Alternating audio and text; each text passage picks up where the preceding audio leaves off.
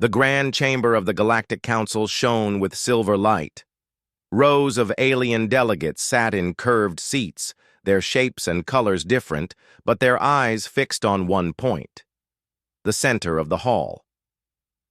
A tall, blue-skinned chancellor stood there, holding the crystal staff of authority. "All voices have been heard," the chancellor announced. "Now we decide the fate of Earth." For months, whispers had filled the corridors of the Union's capital world. Humans, the youngest species in the Galactic Union, had been making waves, winning trade deals, pushing science forward, and leading expeditions into dangerous regions where older races dared not go. Many admired them. Many feared them. Sci-Fi. Vote began. Each delegate touched a glowing panel marking exile or stay. When the last light dimmed, the result floated above the hall in bright gold letters. Exile passes, 187 votes to 23. A low hum of alien voices filled the chamber. Some species hissed in relief, others clicked their tongues in disapproval. The chancellor's voice was cold. Earth is to be removed from the Union within one cycle. All trade, travel, and diplomatic rights are revoked. Any human ships found in Union space after the date will be seized. On Earth, the message arrived in the early morning hours. It spread through encrypted news channels before officials could make a public statement. People read the words in shock. In New York, President Elena Cruz stared at the hologram in her office. "They've already decided," she said quietly to her advisors. "We don't even get a chance to speak." In Beijing, Admiral Wei looked at the same news and frowned. "They want us gone. Fine. But they forget. We are not the type to sit and wait for permission." In Nairobi, Dr. Malik Adebayo, head of the International Space Development Agency, called an emergency meeting. His voice was calm but firm. "We leave before they can push us out. We choose where to go, and we choose how." That same day, an invisible wave of communication spread between governments, scientists, and engineers. Not everyone trusted each other. Old rivalries still existed, but the shock of exile united them. Humanity would act together. The plan was ambitious. Build a fleet large enough to carry millions of people, technology, and resources beyond Union space. This was not just evacuation. It was migration on a scale no one had ever seen. They called it the Exodus Fleet. Orbital shipyards lit up above Earth, Mars, and the moons of Jupiter. Massive mining drones stripped asteroids for metal. Fusion reactors worked day and night.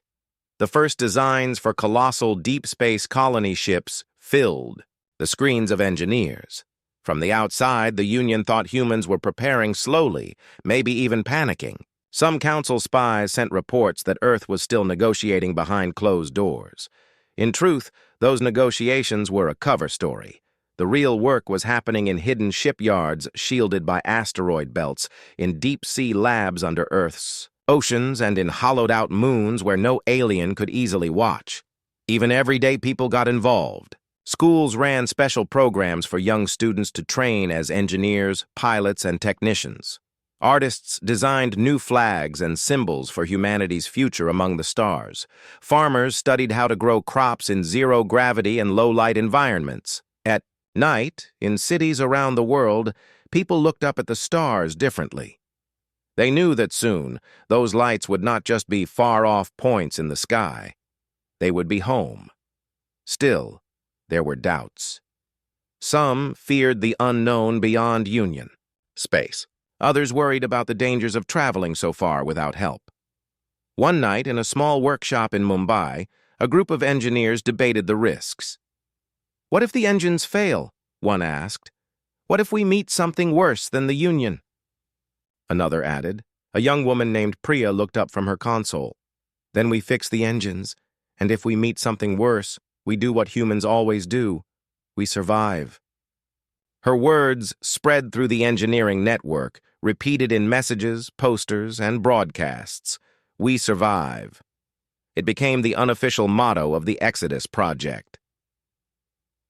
Weeks later, President Cruz addressed the planet in a speech broadcast to every screen. Her voice was steady. "They voted to exile us, but exile is not the end. It is the beginning. We will not go quietly. We will go boldly. We will not be told where our borders end. We will make them ourselves."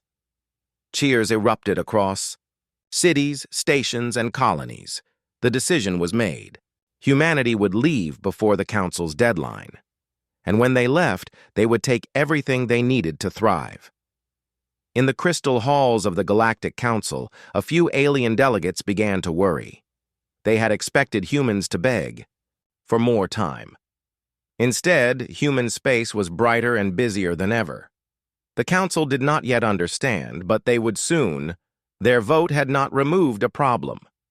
It had created a power they could no longer control. And far above Earth, in the silent darkness of space, the first of the Exodus fleet's great ships drifted free of the shipyard. Its engines glowed like a sunrise in the void.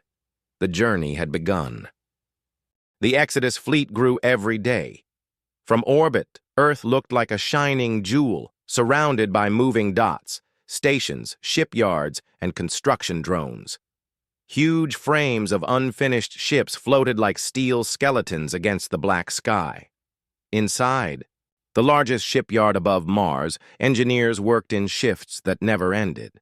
The air smelled faintly of metal and coolant. Machines hummed, sparks flew, and workers moved quickly along the skeletons of ships the size of cities. But not everyone wanted humanity to succeed.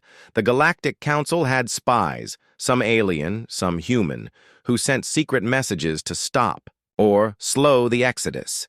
They believed if Earth failed to leave on time, the Council could seize its fleets and keep its technology.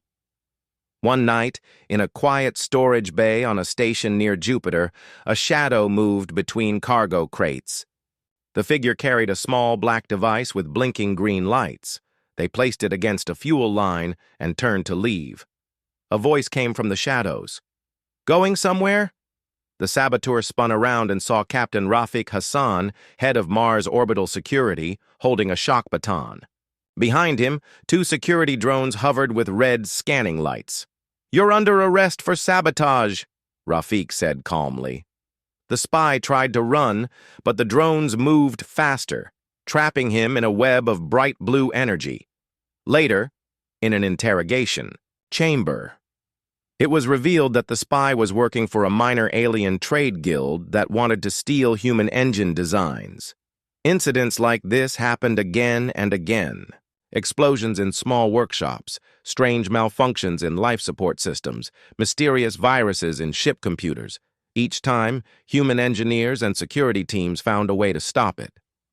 Admiral Wei led the fleet's defense. His orders were clear.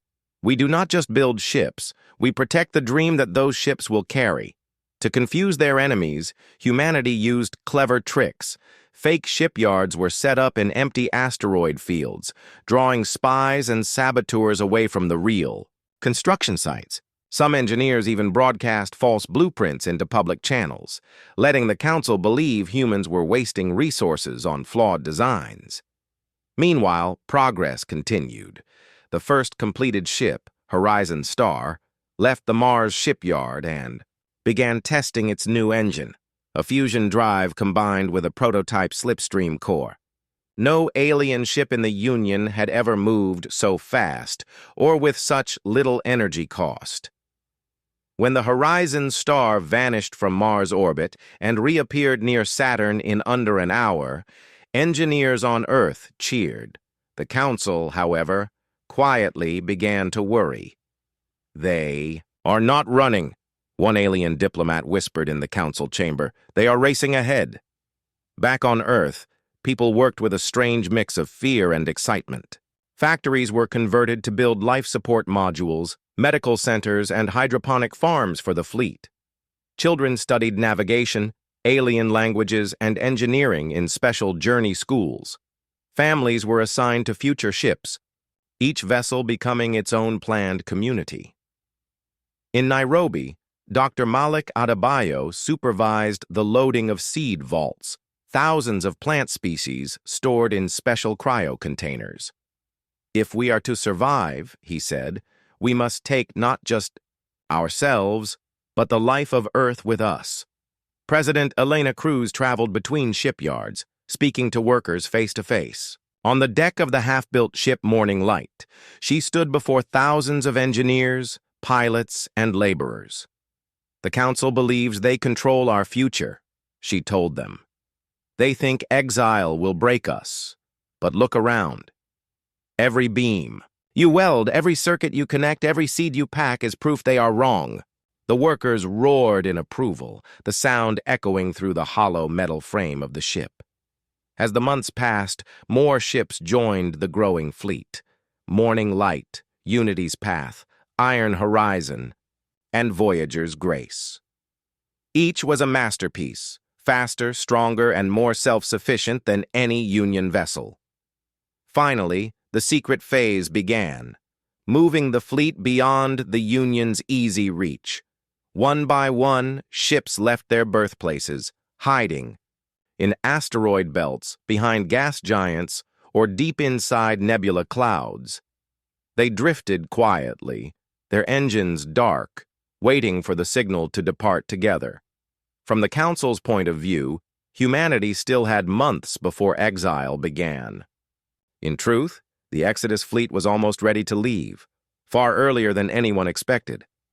One evening, Admiral Way stood on the bridge of the Horizon Star, watching the stars through the wide glass canopy. They think we are a problem to be removed, he said to his first officer. They don't see we are becoming something greater, and soon they will not be able to follow. In the darkness, the fleet waited. Engines slept, crews trained, supplies were secured. Every day the humans grew more prepared, more determined. The Council believed they were building chains to bind Earth. Instead, humanity was quietly building wings, and when the signal came, those wings would carry them far beyond the maps of the known galaxy. From hidden positions behind planets and asteroids, the Exodus fleet lit its engines. One by one, the massive ships emerged from their cover. Their hulls shone silver and gold under the light of distant suns. On the bridge of the Horizon Star, Admiral Way gave the order. Activate slipstream cores. Set course for the unmapped zone. A soft vibration filled the ship. Space outside twisted into ribbons of light, and then silence. The ship had entered the slipstream, a faster-than-light corridor unknown to the Galactic Union. Soon, every ship in the fleet followed. The journey beyond known space had begun. At first, the new territory felt endless and quiet. Stars shone in unfamiliar patterns. There were no Union patrols, no alien stations, no trading posts, just open space. But deep space was never truly empty. 3 weeks into the journey, the Morning Light detected an object following the fleet. It moved strangely, as if it wasn't using normal engines. Captain Arya Saul of the Morning Light reported to Admiral Way. "It's keeping pace with us, sir. Not closing in, not falling behind." "Is it Union?" Way asked. "Unknown. It's not on any registry." For days, the shadow ship followed. Then, without warning, it disappeared from sensors. The crew relaxed, until the same moment the Iron Horizon reported an emergency. A large, organic-looking vessel had appeared directly in front of them. The stranger's ship opened a channel. A tall, insect-like alien with deep violet eyes appeared on the screen. It spoke in slow, clicking words. The fleet's translators struggled, but soon the meaning was clear. "You travel where few dare." "Who are you?" Admiral Way replied firmly. "We are humans, from Earth. We seek new homes." The alien tilted its head. "You are not of the Council." "This is good. The Council does not come here." They called themselves the Charuk, a species who lived far from Union influence. They had heard of humans. Stories of daring explorers and stubborn survivors had reached them through traders. The Cherokee offered something valuable, guidance through the most dangerous regions ahead. In return, they asked for technology to improve their food production systems. The deal was made. With the Cherokee as guides, the fleet entered the Veil Rift, a region of space filled with glowing clouds of charged particles. The rift was beautiful but dangerous. Sudden storms of energy could burn through a ship's shields in seconds. Following precise Cherokee routes, the fleet moved slowly, weaving between massive lightning arcs in space. At one point, a storm struck close to the Voyager's Grace, damaging one of its engines. In the chaos, teams from 3 other human ships sent repair shuttles. Engineers worked side by side in the blinding glow, replacing damaged coils while energy storms flashed. Around them, the repairs held. The Voyager's Grace rejoined the formation, and the fleet pressed on. Weeks turned into months. The humans kept careful records of every system they passed. Asteroid belts rich with metals, strange worlds with blue fire volcanoes, drifting. Ruins of long-forgotten civilizations. In one quiet system, they found a planet with vast oceans and a breathable atmosphere. They named it Haven 1 and marked it as a possible colony site. But not every discovery was peaceful. One night, while most ships were on low power, an unknown fleet approached. Sleek black ships surrounded the Unity's path. These were the Vedron, raiders, scavengers, who preyed on travelers in uncharted space. The raiders demanded supplies, and one of the human ships in exchange for safe passage. Admiral Wei's answer was simple: no. The fleet formed a defensive wall. Human ships unleashed drones and decoys, creating confusion. Slipstream engines fired at partial power, moving the fleet in short, unpredictable jumps. The raiders tried to follow, but they were used to slow prey. Within hours, the fleet escaped into a dense nebula, leaving their attackers far behind. Life aboard the ships began to settle into routine. Families grew gardens in hydroponic bays. Children studied under artificial sunlight. Pilots trained on new navigation routes, while engineers worked on improving slipstream efficiency. In quiet moments, people looked out at the starfields and felt something deep inside, a mix of fear and excitement. They were alone in a vast, unknown galaxy, but they were also free.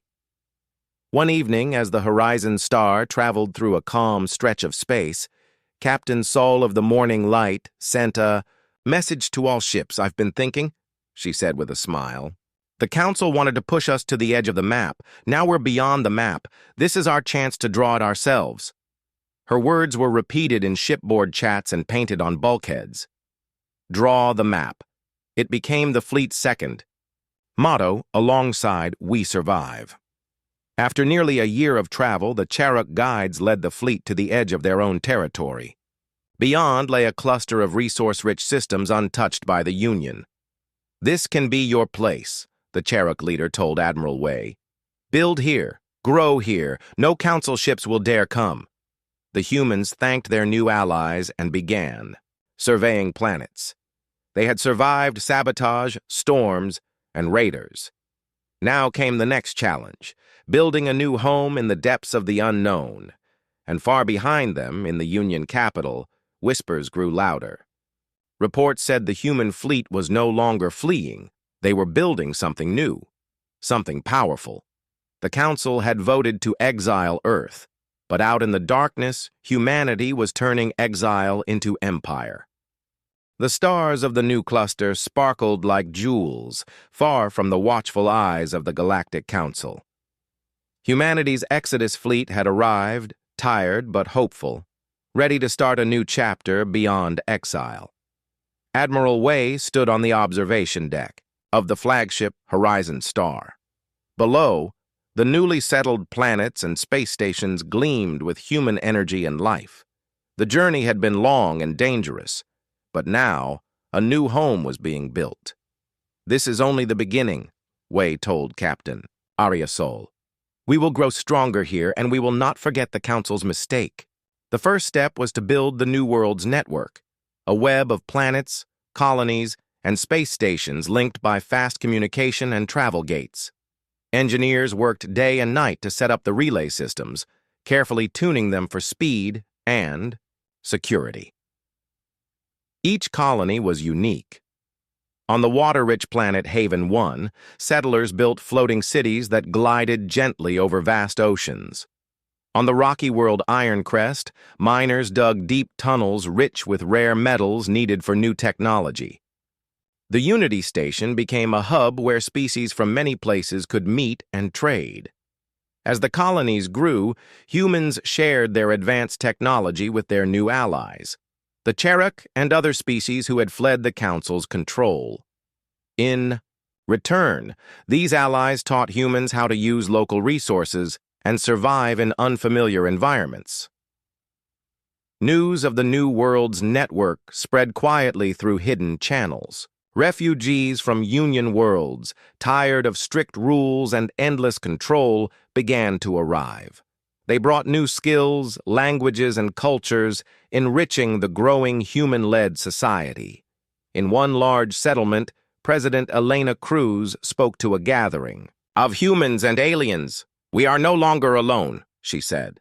"Our strength is in unity, not just of humans, but of all who believe in freedom and the right to grow." Her words inspired hope. For the first time in a long time, people dreamed not only of survival, but of thriving together. However, the Galactic Council was far from idle. Reports reached the capital of strange disappearances near the border systems and the rapid growth of human-led colonies beyond the Union's reach. The Council sent exploration fleets to investigate, but many ships never returned. Others sent back strange messages, warnings about humans' new weapons, their advanced technology, and their strange new allies. Inside the council chambers, voices rose in fear and frustration. "The humans have turned exile into a challenge," one diplomat said. "If we do not act soon, they will become too powerful." But others argued for patience, worried that too much force might cause open war. Back in the New World's network, scientists made an incredible discovery. In the depths of a remote planet's caves, they found an ancient technology, a device left behind by a long-lost civilization. The device could amplify energy and create shields stronger than anything humans had before. It could also boost faster-than-light travel, making journeys across the galaxy faster and safer. With this gift, humanity's future seemed brighter. The New World's network expanded rapidly, building new colonies on nearby worlds and strengthening ties with alien friends. Meanwhile, life in the colonies was filled with hope and hard work. Children learned multiple languages and studied science and art. Artists created beautiful murals, blending human and alien styles. Engineers designed new machines that could repair themselves and adapt to changing conditions. Communities held festivals celebrating their shared journey, songs and stories of Earth, the Exodus, and the bold new path ahead. In one such festival on Haven 1, a young boy named Kai looked up at the stars. "Will we ever go back to Earth?" he asked his mother. She smiled. "Maybe someday, but for now this is our home, and we will make it great." As the New World's network grew stronger, more refugees came. Some brought old rivalries, but most wanted peace and a fresh start. Human leaders worked hard to build laws based on respect, freedom, and cooperation. The mistakes of the past were lessons for the future. President Cruz often said, "We were cast out because they feared us. Now we stand here not as outcasts, but as builders of a new future."